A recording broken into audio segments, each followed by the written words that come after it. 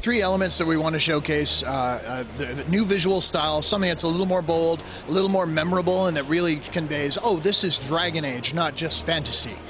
So that's a big element of what we're showcasing, and in motion it looks fabulous.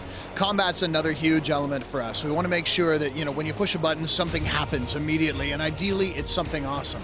So the big part for us, of course, is that we say, you know, more responsive combat. So I want to close in with enemies. I want to unleash my arrow the moment I give an order. I don't want, you know, my followers to take them like suggestions. So the end result then is combat that's more fast and furious, but still maintains that tactical edge. We can still sweep around. You can pause the game. You can, you know, position your fireball. So it's kind of the best of both worlds. And finally, a storytelling technique we're really excited to roll out, which is called a frame narrative.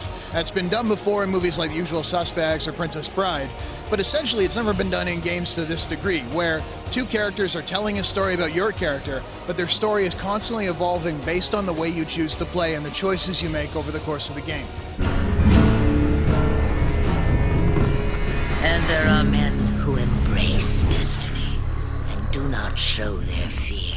The nice thing about Hawk being a character who is, you know, someone legendary, essentially, the champion of Kirkwall and someone seemingly responsible for events that brought the world to the brink of war, well, that's an intriguing question. Who is the champion of Kirkwall? Who is Hawk? How did these things happen?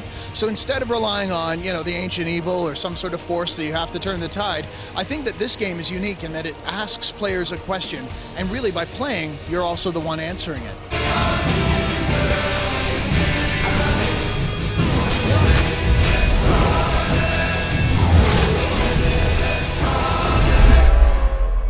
First off, you're able to bring in information from your game. So if you played Origins, you played Awakenings, you can bring that data forward. So the world is going to reflect it. You're not bringing a single character forward, you're bringing the whole world with you, which is nice. Who's on the throne of Ferelden? You know, how did things turn out at the end of the Blight? That's all pretty important stuff. We start about a year before the end of Origins, actually. This is it's kind of a unique style of storytelling where our goal is to cover an entire decade of history. So a big part of starting in Origins is to say we can kind of ground players in events and situations that would have been critical for them to understand. So if you're someone new to Dragon Age, you can jump into DA2, get quickly brought up to speed, and then proceed forward. The thing is then, in terms of the future, we're going to cover 10 more years. So while we start in the middle of Origins, you're going to see the repercussions of the events as we jump forward through the frame narrative. In terms of the continuity, I think that it's really important to say that it is part of one large story, and that while we jump forward, what I see it is not losing chunks of the game so much as losing the parts that are less interesting. You know, it's kind of like, you know, in the course of your average life or even your average day, there are moments where you're just kind of, you know, not doing all that much important. So our goal is to say, you know, we want to tell the story of the most interesting moments in the life of the man or woman that changed the world.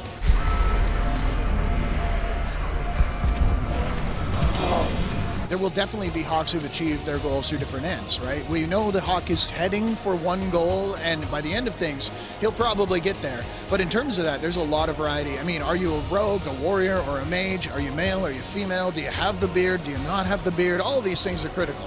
Maybe not the beard thing. But more importantly, you know, the choices you make through the game are designed to, you know, kind of send you down different paths.